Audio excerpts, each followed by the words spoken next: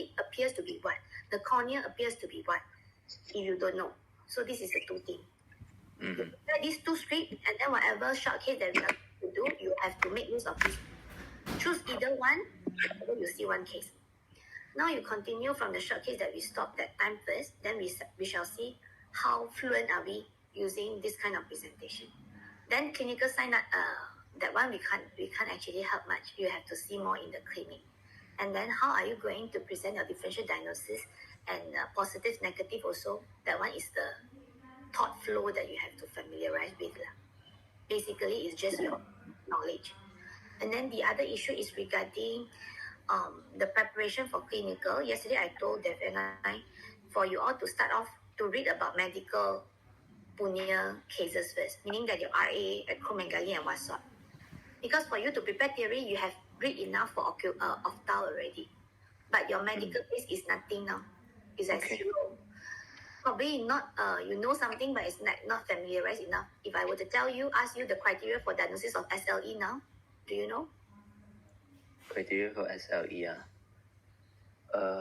got 5 out of 11, is it? 4 out of 11, right? Something like that. So the 11th thing, whether you can remember or not, this is an issue. So if you were to start preparing your medical now, at the same time when we are doing short case and long case plus Viva, you will have revision for your ocular. Then you have to start doing your examination for medical cases with Huilin and Joanna. They will help you with that. Okay, sure. Okay, now we go short cases. Then you tell me whether which kind of presentation you want to use. And I will see whether it's good. Have you gone through this case before?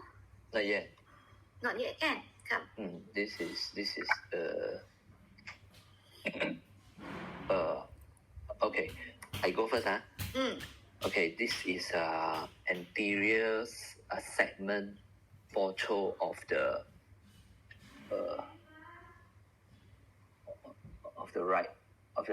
eye. Of the eye, okay, of the eye. So the most obvious finding is the presence of. How can you tell this is left or right eye? See the punctum. Yeah. Okay. Good. The punctum is located at the left, at my left, so patient punya right. So it's at patient punya right. This is right eye, okay? Right eye. Okay. So the most obvious finding is the presence of a conjunctiva mass over the limbal area, a dome-shaped conjunctiva mass over the limbal area at the 5 o'clock, and the surface appear to be smooth, slightly vascularized. It has a fleshy in color, and seems to have superficial vascularizations, and the size is measuring about the size is measuring about 2 mm width and 2 mm height, and the location is extending from 4 o'clock up to 6 o'clock, and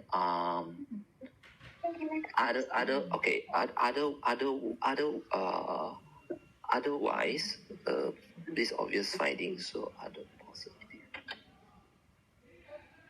there's no any other positive things. Okay, otherwise the lid appears to be normal, and conjunctiva appears to be white. There's no any there's no any obvious coloboma seen, coloboma seen, and then there is no any the cornea appears to be clear.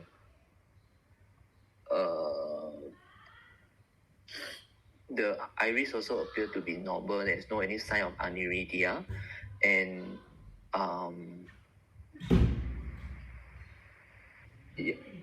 pupil is round, and then so my differential diagnosis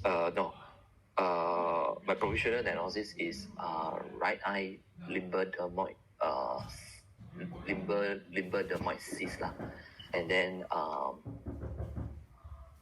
differential my differential includes let me see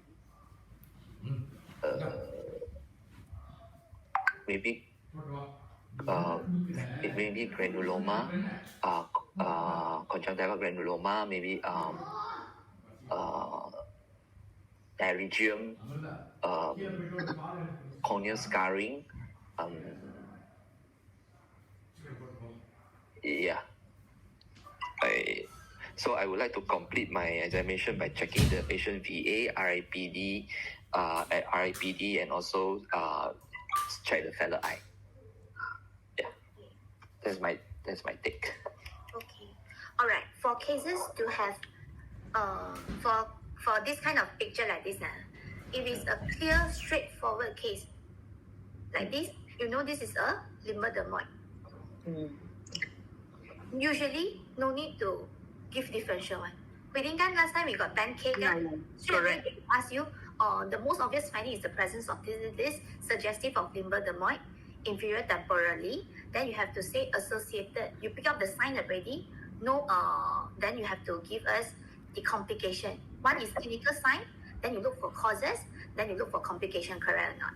So this is clinical sign, only presence of limber-dermoid, inferior temporary, encroaching what clock hour to what clock hour, associated with what. So just now your description is good, associated with something like, if let's say you can see any hair follicles, upper, that can make the so-called diagnosis more suggestive, then you have to mention. Like this picture can't tell whether got hair follicle or not, it's a bit difficult for you to say. So after you pick up the clinical sign, then you go for causes. Then you tell me you can't see any upper lid, coloboma and what sort, that I know that you're looking for other features for golden heart syndrome. Then this is the causes that you are looking for. Then third thing, you have to look for consequences like complication from this. So what you want to look for complication, you tell me there is a conch is white, meaning that it's not inflamed. Then you have to tell me whether cornea got any thinning, epi defect whatsoever or not, because it's encroaching cornea. Then later on, you want to complete the examination by checking refraction and what sort, because it may cause astigmatism. So these are the complications from limber-dermoid that you are looking at. Okay? Okay. So if let's say it's a clear-cut, straightforward kind of diagnosis, no need to go through the discussion so long, and also no need to give the list of differential. Mainly, the differential will be discussed surrounding your causes and complications from limber-dermoid. But the description that you just now mentioned is really good. Like you have to tell how what was the size, exactly at what area, and then what is the associated clinical features that you can see that points towards limber-dermoid. The other thing that you mentioned about fleshy appearance, if you were to tell fleshy appearance, the other issue you have to tell is regarding whether it's a salmon patch and whatsoever. From there, I'm thinking whether or not you are telling me something to do with lymphoma. Mm-hmm. You see, you tell me like fleshy appearance. Yeah. Something like that. So when you tell something like that, then they will think from the description, I will have my own differential list in the head. Then I will continue listen to you whether or not you got rule out this differential. Okay. Okay. So for this question, you are using the so-called direct method, because most of other than the so-called inferior temporal limber-dermoid, you don't see any associated features. So you go straight to the most obvious clinical sign. So after you tell me that this is a limber-dermoid, this is the description for the limber-dermoid. Mm-hmm. Then the other important sign you look for is coloboma. Just now you mentioned upper lid coloboma and ptosis that we want to look for. So when I mentioned about the most obvious finding, sekaligus I have to tell all the relevant positive finding first, kan? Correct. Okay. Because only the relevant positive finding can help you to come with the diagnosis, ma'am. Okay, after that only I think about the causes. Yes. If let's say you do have any negative, you have to think of negative. If let's say this swelling is something iris in color, like brown color, so the negative, you are thinking whether it's a prolapsed iris like that, and then you have to tell us the relevant negative, like any clinical features suggestive of trauma or not. Lor. Okay. But in this kind of case, you don't have any relevant negative. So you have to go for causes of limbal dermoid. So the most common, so-called most common causes will be golden heart that we know of. Then, of course, with the anterior segment photo of this eye, you cannot like kind of tell me whether the patient has got any ear manifestation or face scan. So you have to tell me other ocular features of whether the patient has or not. Other than your so-called upper lid coloboma, what else you can look for a patient having golden heart? Maybe I think we should look for. We divide into either systemic or ocular like that lah. Yes. For the ocular, you already said most of it already. Then now go to the systemic lah, like skin tag, and then got any heart abnormalities, CDS abnormalities, and then bone abnormalities as well. And then what else?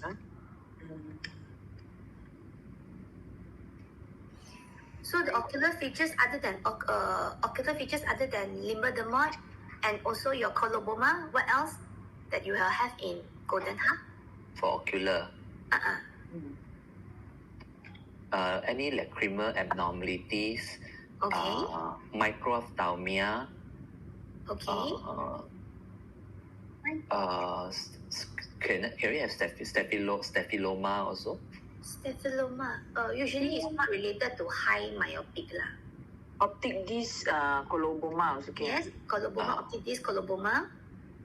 Then somehow associated with glaucoma. And then another thing will be squint. Okay. And also epicanthal folds. Amblyopia. So this one you This have to for mention. ocular punya Yes, golden ocular. heart lah. Yes.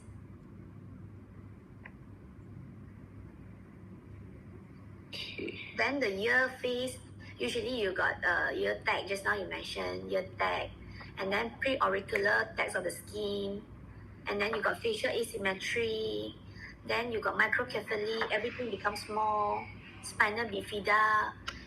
For every abnormalities, you have to be able to mention one or two. Like with a skeletal problem, what are the skeletal problems that you have? Is it microcephaly or spinal bifida? You just memorize one or two like that lah. Usually they won't ask in so much of details.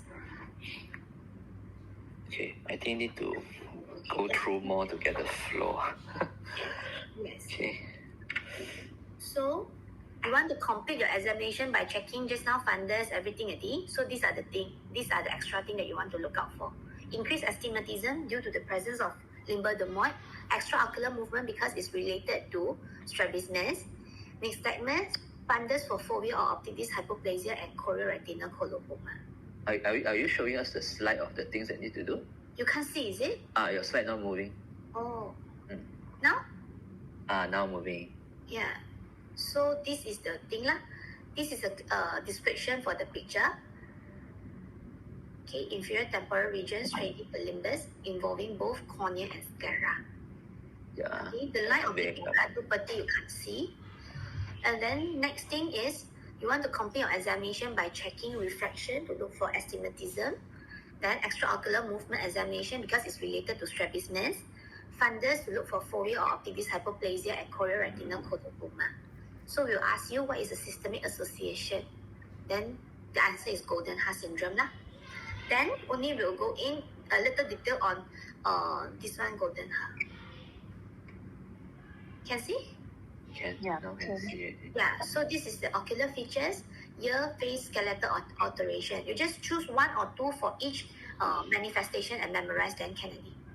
I find that they won't ask too detailed into it. Sure. Okay, so how are you going to manage this patient with limbal dermoid?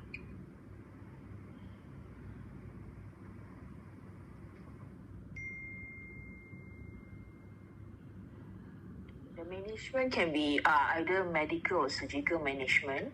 Okay, for the medical management, let's say patient have amblyopia due to and also Atropic amblyopia. Is it? astigmatic amblyopia. Then we can prescribe glasses for the child, and also put a patching for the amblyopia. Second is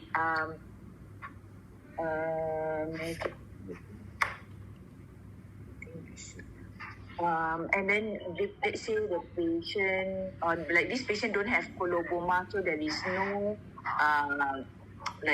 exposure care or anything, so we do not need to give any artificial tears, preservative free lah. If there is coloboma, then we give lah. And then surgically we can do a excision of the limbal dermoid with graft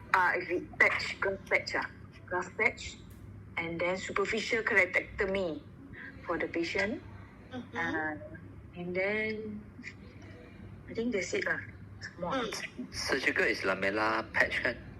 You can use lamella patch. You can do superior keratectomy also can.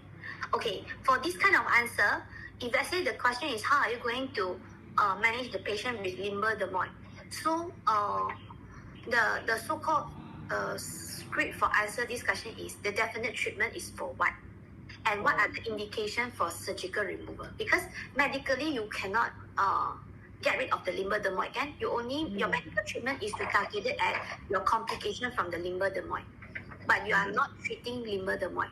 So your definite treatment for limbal dermoid is surgical excision. But the indication for surgical excision falls on whether or not it's causing any symptoms for the patient, like irritation. Some may associated with hair follicles and what sort, right? Then if I say causing irritation, satu. Second thing, obstructing the visual axis. Third thing, whether or not got increasing worsening of astigmatism. All this, or limitation of ocular movement, or hinder the eyelid closure, something that you cannot close because of the limbal dermoid and what sort, then this is the indication for surgical removal. And if it doesn't fall in the criteria for surgical removal, what do you want to follow up with?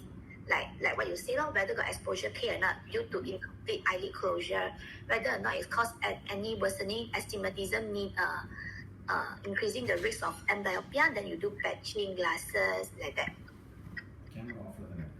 Okay, alright. Okay, so if you want to divide your management into ocular and surgery, or medical to surgery also can. But if you were to go through like this kind of answer is the same for your congenital glaucoma. You can go for medical and surgical treatment, but the definite treatment is still surgical. So it's either you straight to the point telling us it's a surgical treatment, then what are the temporary measures that you have, then you give your this so-called explanation following that way lah. Okay, and this surgery option, they will ask you excision biopsy, KIV with lamella patch lor. The answer is lamella patch, I think. Previously, Dr. Sujaya said something like that. Yeah, correct. Lamella patch. Lamella patch. If it's very actually, if it must go for surgery, or you can observe first, you know. Like just now I tell you, indication for surgery itu apa? Yeah, the obstruct visual acuity, worsen the astigmatism, or unable to close, lead to exposure care. Yes. The irritation. Yes. If it doesn't kacau you just leave it there. If it kacau whatever indication that I just now mentioned, then probably you have to think of early operation. We do have 2 limbal dermoid cases under Dr. Sujaya punya follow-up now. One is with worsening high ST. The ST was like -4.5, -5.5, planned for surgery. The other one is actually causing, is like growing towards the visual axis lah. That's why they plan for surgical removal with lamella patch. But the likelihood, the thing that we want to observe, the likelihood of having corneal perforation during excision is high. That's why the last time Dr. Sujaya said she will still prepare a full cornea for that. If at any point of time during excision causing iatrogenic perforation, have to straight away do PK. I mean the areas, the small PK or what sort lah. Okay? So that's it. This one no need good. This one dah. Okay. Your slide tak gerak. Tak gerak lagi ah. This one Gerak. Now gerak. why so? Okay. A bit, maybe lag a bit lah.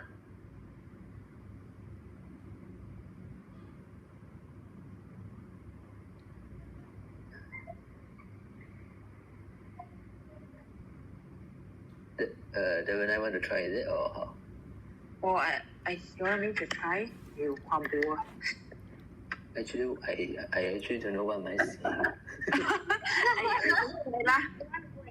Yeah, is it what Krukenberg spindle or what are they trying to show?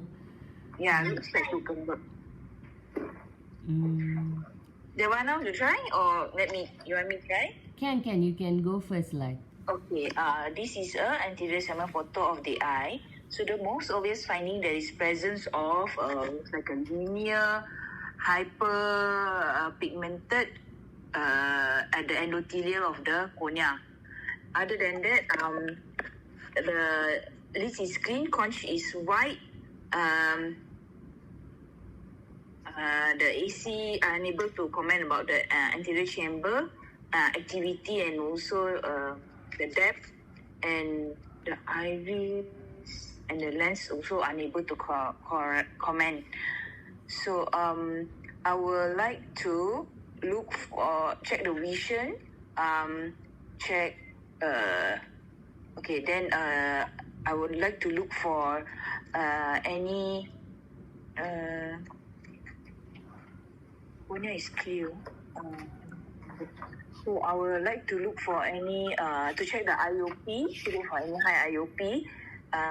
Then I would like to check for the iris to see whether any iris atrophy, any transillumination of the iris at the periphery, and let's see the AC whether there is any cells or flares. Do a gonio to look for any suppolysis line or and then see the angle whether is open or close. Then fundus, I'll look for any optic glaucomatous optic disc, and also look for myopic degeneration, like lattice degeneration, any holes or tears, or any retinal detachment, and then macular I look for any CNV or posterior staphyloma. I don't know, for me I think it looks like a Krukenberg spindle lah. Mm-hmm. So this most likely is a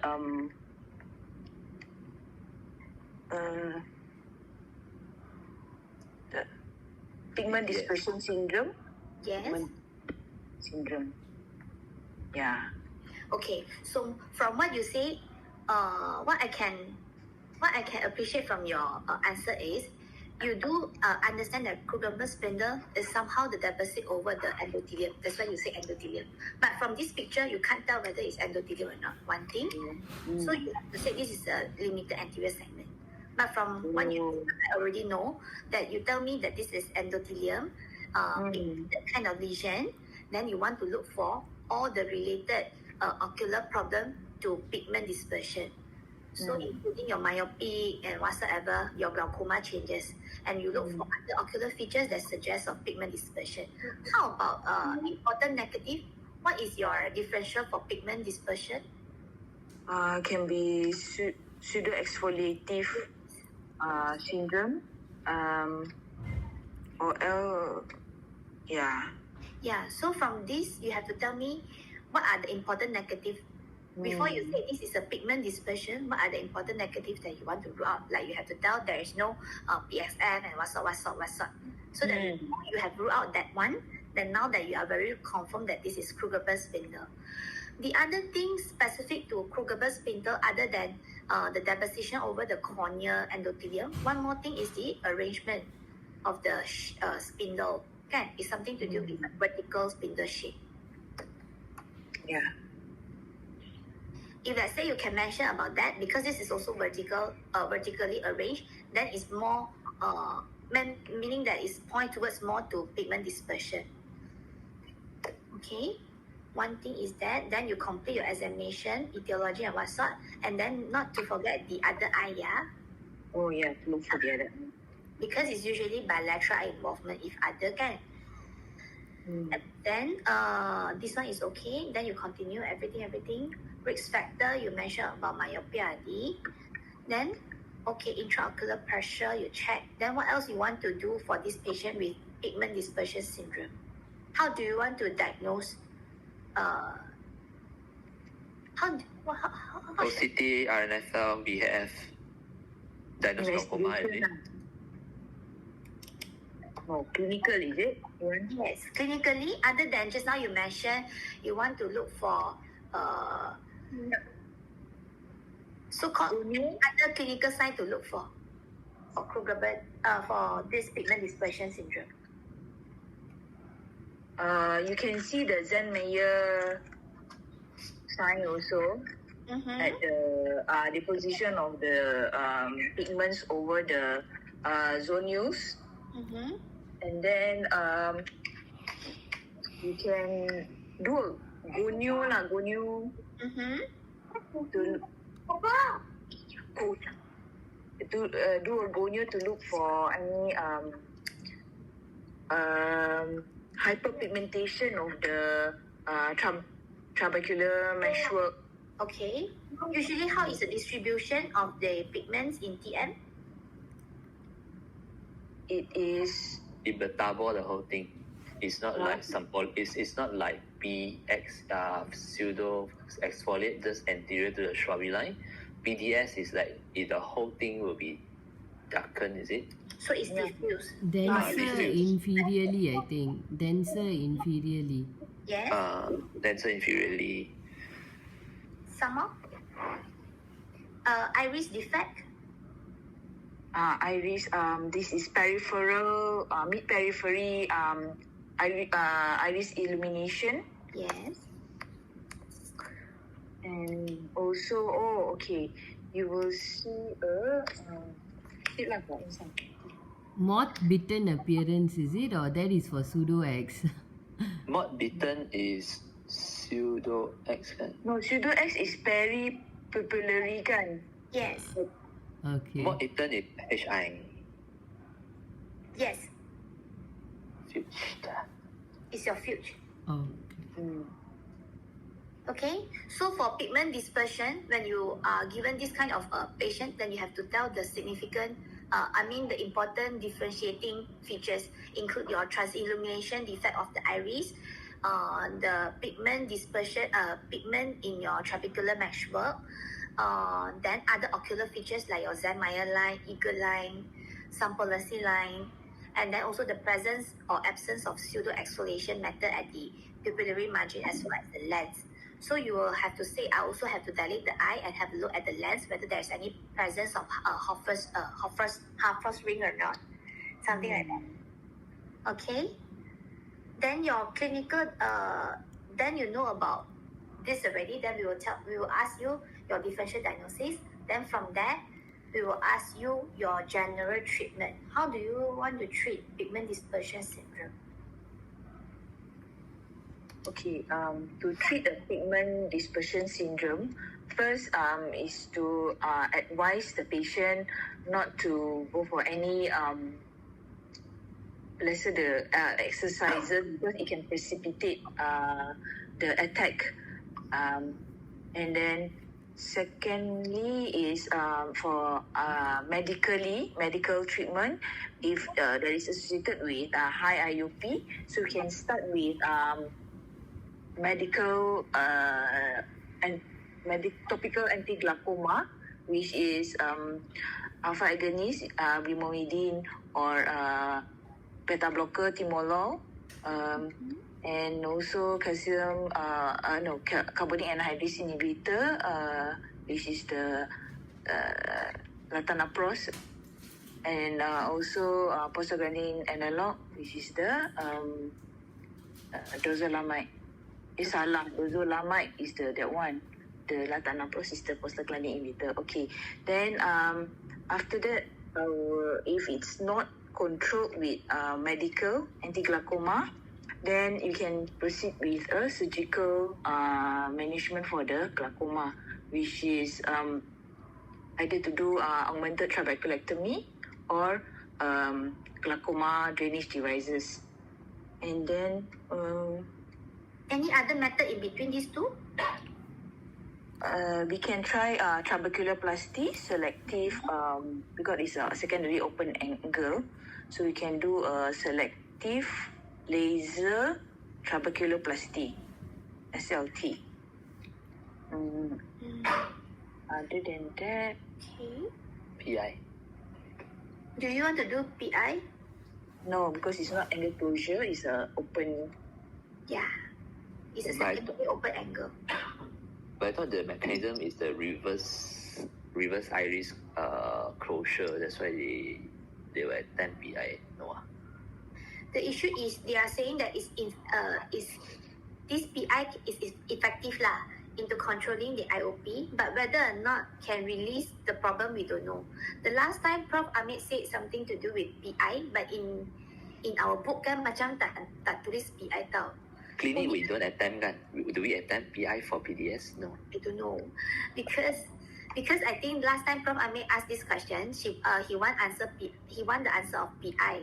But if you were to go through your Michael notes ke apa-apa ke, tak pernah ada orang cakap PI tau. But iWiki got, so I think you can mention.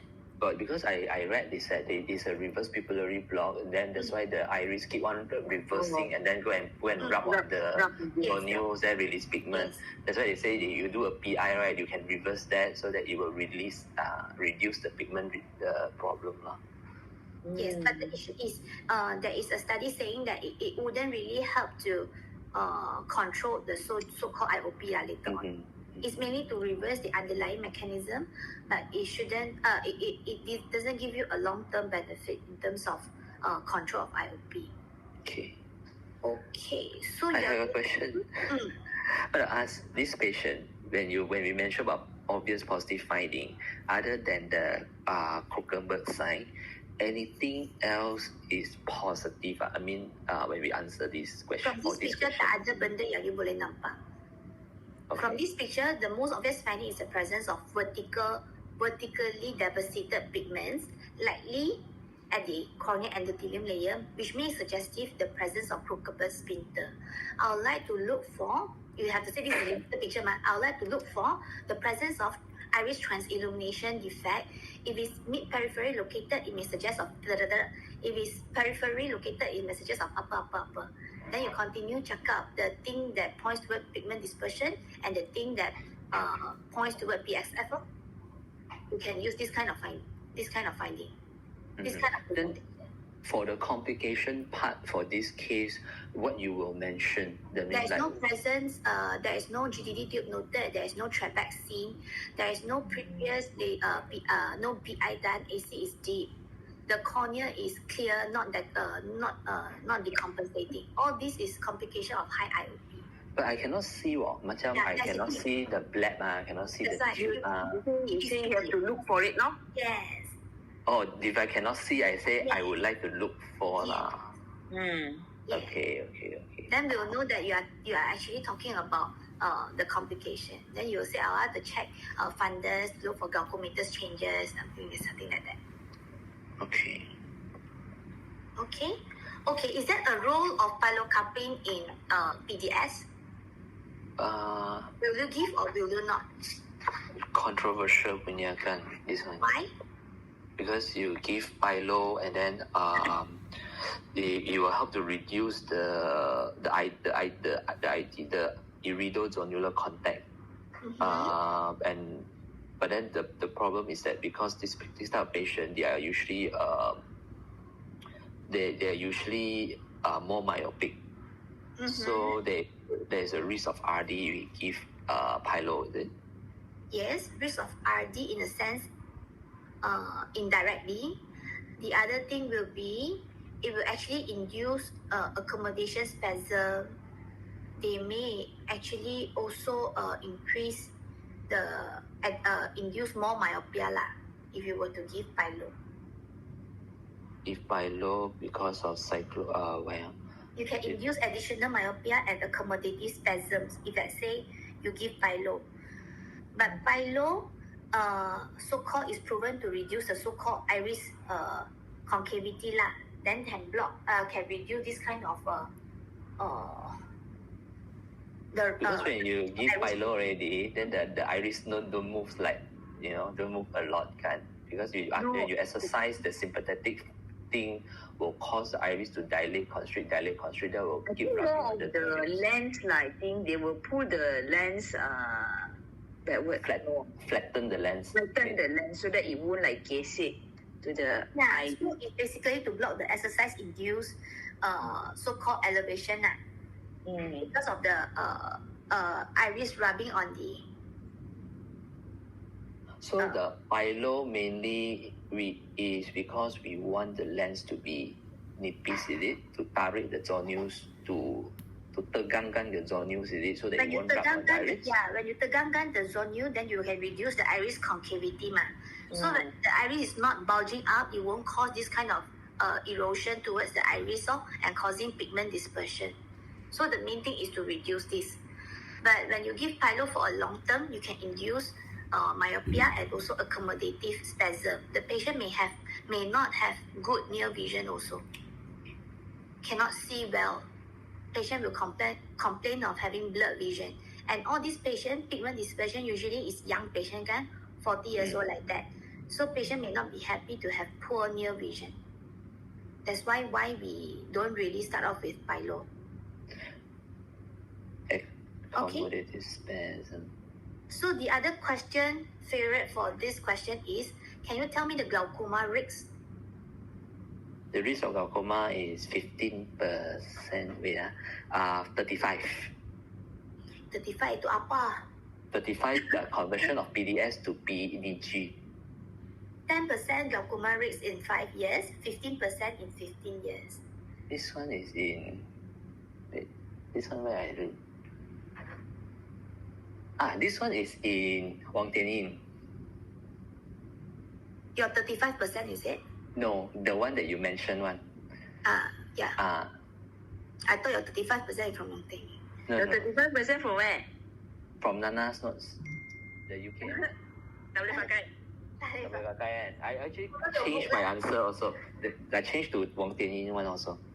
Okay, so how what is the bilaterality involvement punya percentage? Say for.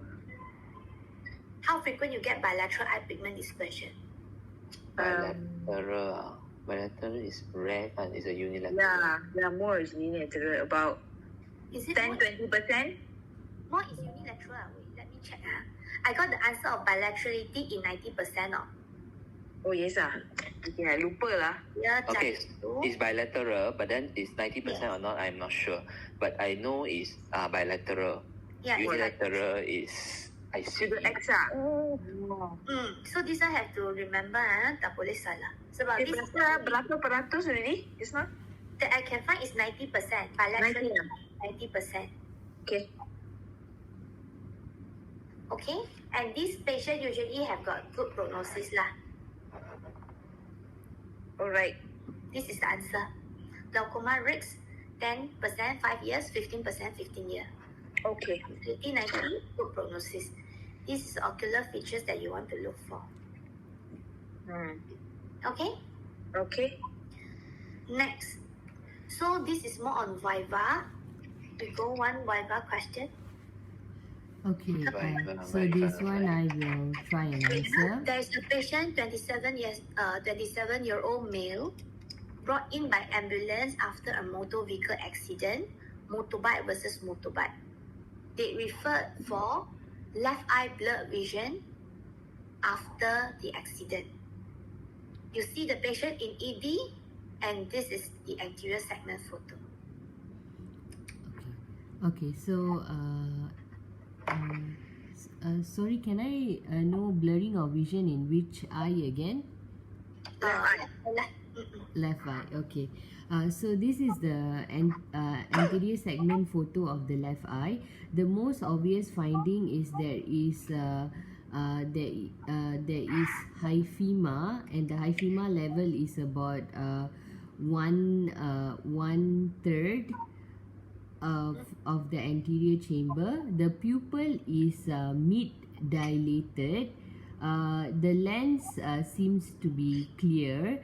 There is unable to comment about the anterior chamber depth. I would in this patient I would like to examine the visual acuity. I would like to check for the reverse afferent pupillary defect, and I would like to see the anterior segment whether there is any inflammation, and I would also like to check the intraocular pressure of the patient, and I'll see the fundus. For the fundus examination, I'll be looking for the presence of presence of any vitreous hemorrhage, any Berlin's edema, any retinal detachment, retinal tear, or retinal holes. Other than that, I would like to do an imaging if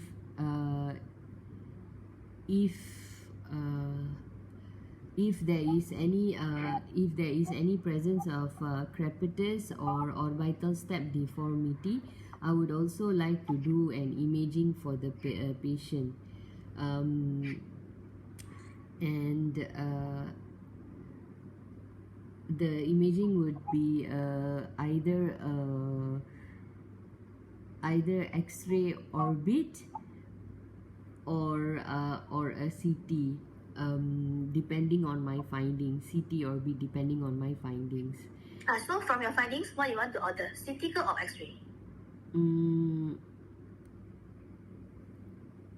CT dulu lah, CT orbit. CT orbit, Why? Because the gold standard to look for any trauma is CT. To look for any associated with any orbital wall fracture. It's a 2 mm cut of CT. Yeah, but her answer is depending on my clinical finding, then I want to decide whether I want to do CT X-ray. So now that you're from the clinical finding, do you want to do CT or X-ray? Okay, so I will do a CT scan. I will do a Why?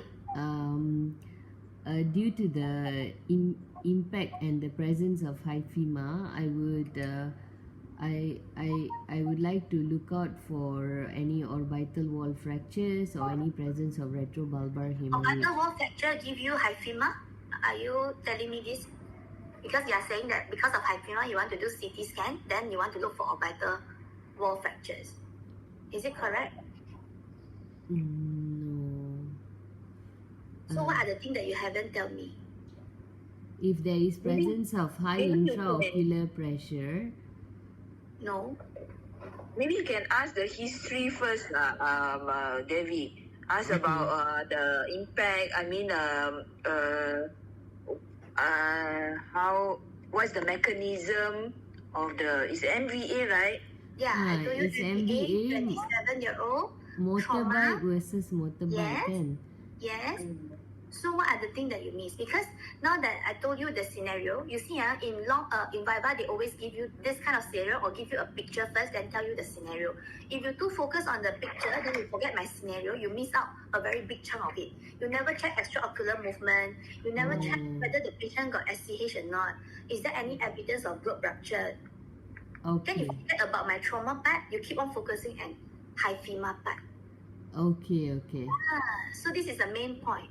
When I tell you this patient, 27-year-old, brought in trauma and motorbike versus motorbike, then you forget to assess my periorbital hematoma. Then later on, you touch up a bit with the crepitus. You see, you mentioned about crepitus Yes, suddenly. yes. You never mentioned about EOM. Okay. You tell me about hyphema, you don't tell me about SCH. When you tell me about hyphema, you don't describe finish the hyphema also. Like hyphema level of less than 1/3, then whether or not there's any cornea touch, any cornea Blood staining. not, because you told me the lens is clear, but you never tell me the cornea is clear. Okay, okay. Okay. So from there, I can tell you pick up the clinical sign, but you never tell me the relevant negative and positive. Okay, okay. Okay? So in Viva kan, when they tell you the scenario, they will give you paper one, you have to really write down what kind of scenario that they are giving you, because once they tell you once, then you get panic, then you forget what they ask. Okay. The picture is the one they want to direct you to the diagnosis, but the relevant negative you have to rule out from the scenario itself. Okay, okay. Okay? So if let's say you want to go for a CT scan, you want to look for orbital floor fracture, then you have to see whether there's any limitation in terms of extraocular movement. Okay, what are the important negative or important positive you want to let me know? Important negative is there is no corneal blood staining. The 7 ring of trauma. That's under complication, kan? Cornea staining. Like We answer under complication, kan? Oh, Yes? don't okay. have sphincter tear, no iridodialysis, no Okay. no what is this? Zonular dialysis, Yes. and then have to do a gonio to see for any angle recession, and also I just Retina. want to check, like, in this case, I mean, like, I would like to do the one is the last sentence when only we say, guy, I would like to complete my examination by checking, by doing gonioscopy to look for this, like that, right? But Yeah, you can do so. So the kind of, for this kind of question, just now you pick up clinical sign, then you want to look for causes, right? Causes for hyphema in this case is trauma. So what Huilin said is correct. You have to tell me the relevant negative, the other signs of trauma. No sphincter tear, pupil is round, something But like the other sign is that what we can see in this picture sahaja, kan? Not to mention about the Causes gonio, is that's the something that we cannot see, kan? Gonyo you can put belakang lah, but the Okay. causes part you have to tell me all the relevant negative yang tak ada. Yang I can see in this picture yang tak ada, kan? That means like, and I see in this If picture, tak ada is macam mana you boleh tengok? No, I think she then we should just, when she describe, she should just say no iridodialysis, no sphincter tear, because you can see one this is quite yes. quite clear. Okay. And then the one that you cannot see, then you just say I will look for what, like this one retina you can't see, right? So you have to look wonders to look for what, like this lah, I think. The one is the last sentence, kan? It's the last sentence. Last sentence lah. Okay. Okay. Okay. So this one important, you have to look for the 7 ring of trauma. Then you end your examination by checking the retina and also the fellow eye, whether it's one eye involvement or both eye involvement. Okay? Okay. Including your VA, RAPD. The other thing is TON. So it's important also. Okay. Yeah. Then you check your IOP. Then now that you want to tell me complication for hyphema already, right? Okay. Corneal stain and high IOP. Okay. So now, you tell me the problem already. How do you want to manage this patient? So for this IOP 36. IOP is 26. Okay. There is no RAPD. Vision 6, 18. Okay. So in these patients, I would also like to know whether he has any life-threatening injuries. If he has life-threatening injuries, then he needs to be co-managed with other teams. And for the ocular management, I would start him on topical steroids such as Pred Forte, prednisolone acetate 1%, 2 hourly for the patient. And I will advise him to prop up his elevate his head, and I would advise him to rest in bed, and I would also start him on cycloplegic gut atropine, um, uh, gut atropine OD, and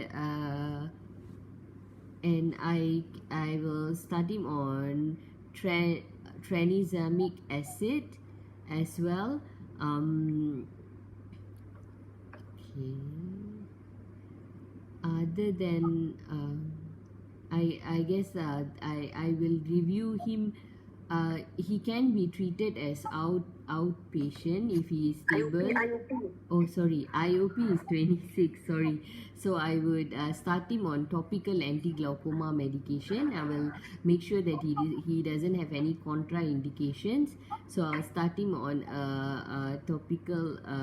I will start him on a topical beta blocker first. I will start him on gatimolol BD for the left eye, and I will review him back again the next day in clinic.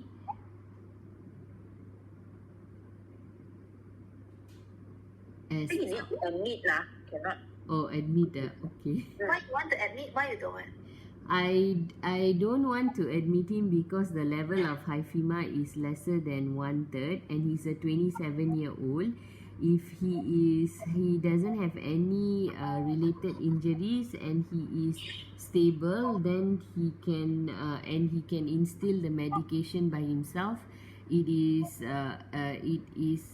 okay for him to be seen as outpatient. But if he is a younger patient and he who is very active and he is unable to instill medication by himself, then I would admit the patient. What are the other indications for admission?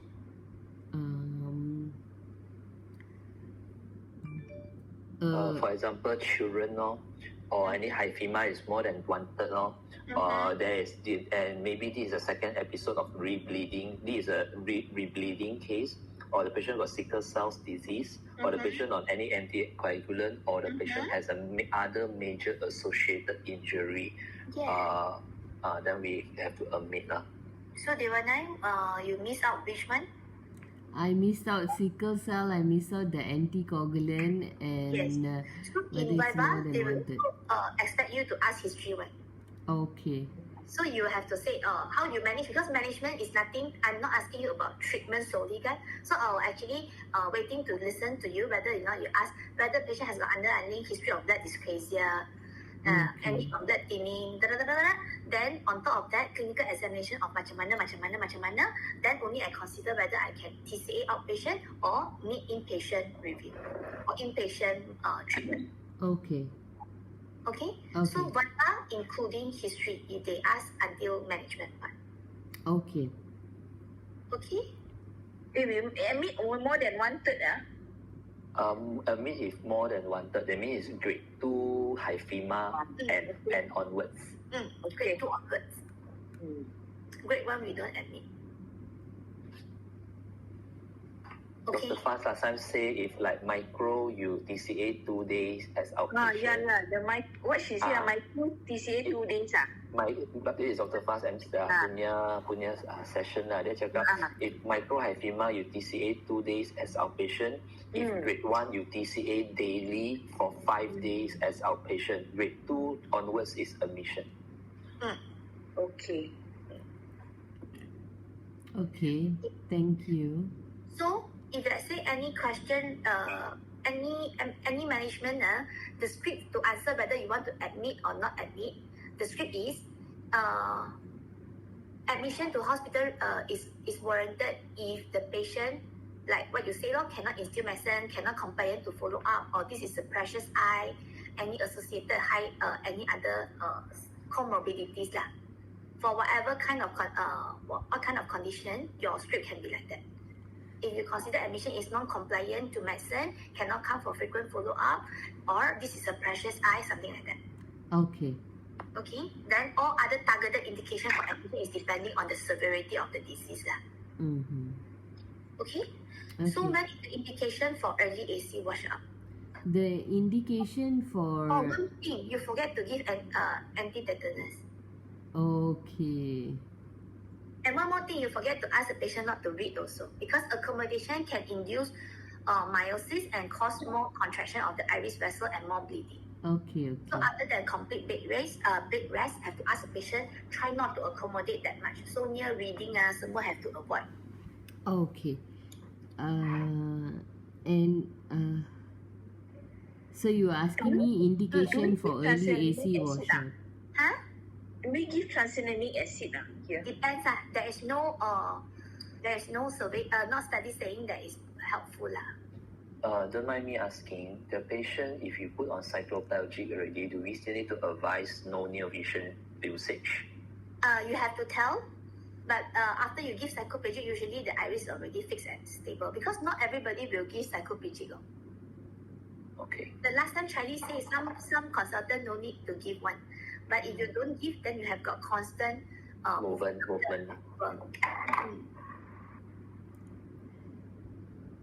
Okay, so Okay. the indication for early AC washout is if it is a total hyphema, a 8-ball hyphema, or if there is corneal blood staining, and if the patient is sickle cell disease and the IOP is more than 25 in 24 hours in a patient with sickle cell disease, then it is indicated for early AC washout. And if the IOP is more than 30 for 5 days, is it? I can't. Which one? For early AC washout. There's 4 indication. You are referring to which indication? IOP, high IOP. High IOP. Is it 30? I think it's higher than that. Actually, the IOP punya level, punya requirement, it depends on the indication. If you want to prevent corneal staining, then it's 25. Prevent optic atrophy, then it's 60. Yeah. So it depends on what is the complication that you want to prevent lah. Okay, that answer is from Michael Note Scan. Yes, Then yes. doctor doesn't like that answer. She said Yeah. very confusing. Correct. And then Dr. Fast also like not really using that also kan? Yes. Dr. Fast is not. Dr. Fast is Ah. she said what is that? Because the IOP, that one you have to like after 5 days, how many? Takkan then she will start scolding. Why you want to wait until 5 days? The IOP I baru go in. Yes. She was like so bising no. So finally end up I so confused what actually she wants. Yeah. So I think what we will have to say, surgical indications include not uncontrolled high intraocular pressure.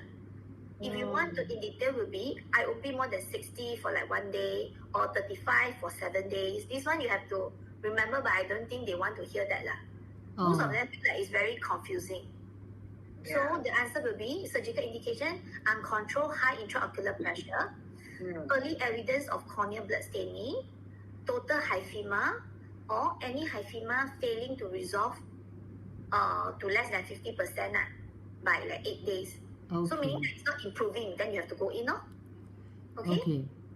If let's say the sickle cell anemia one, I think is, if let's say your IOP more than 25 for 1 day is sickle cell anemia, or fluctuating IOP more than 30 for 2 to 4 days. Okay. Alright, can you tell me something about rebleed? Why do you want to observe the patient for 5 days? Why you want to keep the patient 5 days in the hospital? Because rebleed occurs at day 3 and day 5. And day 5, day 3, 2 day 5. Yeah. 3 to 5 day. Yeah. I think it's day 5. This 5.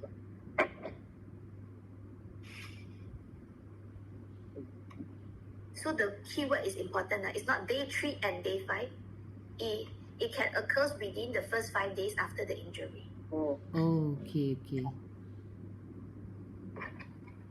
How do Okay. they happen, and what makes it happen? Like, why do you have rebleeding? The rebleed is caused by it's caused by dissolving of the fibrin, or no, sorry, not fibrin, the due to I think it's more like contracting of the hyphema kan. Then it will cause it will pull and dislodge the apa Occlusion. clot, the clot, clot. They say the blood clot is shrink and then it contracts and it dislodges from the leakage side lah. That's why it starts bleeding, is it? Yes, it's mainly your clot retracts and further lysis causing another episode of bleeding. Okay. Okay, so what are the complications for hyphema? Why do you want to get it controlled? So the complications of hyphema is raised intraocular pressure can cause to optic neuropathy, and Of high IOP in hyphema? what is it? What is the mechanism of high IOP in hyphema? The mechanism of high IOP in hyphema, it is due to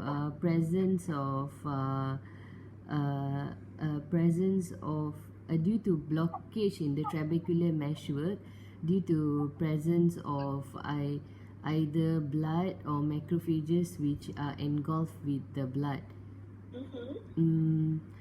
And got two kan. Either it is red cell glaucoma ataupun angle recession kan. That causing. That one is trauma. Oh. okay. So other complication, one is optic neuropathy, the second is corneal blood staining, which can lead to amblyopia in children, or poor vision in adult, and other than that, Cornea staining. I just told that. Glaucoma. I told already. Some more is PAS and PS lah. Okay. Chronic inflammation can cause PAS and PS. Okay. And rebleed lah. Okay? Okay. So, let's see your answer. So this is Viva. If Viva memang like that lah. They give you scenario, the scenario you have to remember one. Okay. Now you already missed a big chunk of the discussion. We can write down kan? And you cannot, there are papers for you one. When they tell you, write down. Even should we start like with history first for this Viva? Depends. If let's say, just now my question is 27-year-old after MBA kan, and this is a segment photo after you assess. So you have to, if I say I tell you anterior segment photo after you assess, then you have to describe the anterior segment photo first. Then after describe, you say I need to actually, if the patient is conscious, I would like to take further history, including this, what is the time of accident, because you want to see whether got TON or not. And the vision, blood vision, any floaters, any diplopia. Then from the history, you continue whether the problem, blood dysplasia or what sort, allergies. Okay. You go to further assessment. Further assessment, I would like to assess EOM and what's up. Okay lah. We will stop you from there one. If let's say I feel like history tak ada benda, I will just stop you from there. Then she will say, patient complain that other than blood vision, he has got no other symptoms. Then we will ask you to present later on clinical examination and hyphema there. Okay. If they need to ask you some other thing, when you say, I would like to assess the fundus to look for whether there's any vitreous hemorrhage, intraocular foreign body, or any retinal tear, if they do give you a new picture of fundus, meaning that they are directing you to some other area there. Okay? This is the picture.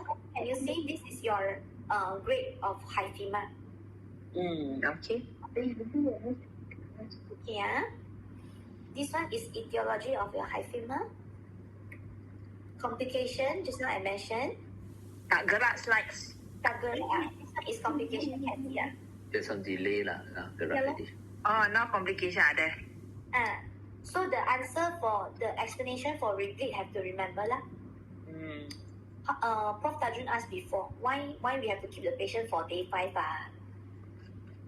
Because the second point that usually occurs within first 5 days, and the risk factor for repeat you have to remember: hypotony, IOP, 50% or greater hypema, systemic hypertension, use of aspirin, and black patients. Okay. Okay. Surgical indication. This one is general one, but if you want the details, you have to still remember the micro notes one.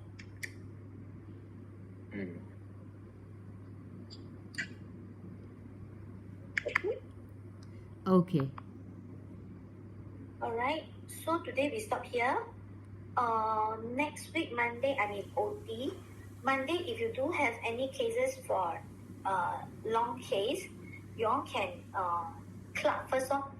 You all can club first. If let's say you want to club any MR case, then you keep this presentation to me later on Tuesday, on Wednesday or Thursday. Okay. Okay. Thank you. Thanks a lot, Even. Thank you. Was a very Have good a good session. weekend, Thank you. everyone. Thank you. Bye-bye. This is Jessica, is it? Yeah. She says she want to do ophthalm as well.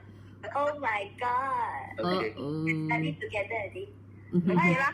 Everyone. Bye. Have a Okay. great Thank weekend. you. Have a good Bye-bye. weekend. Bye bye.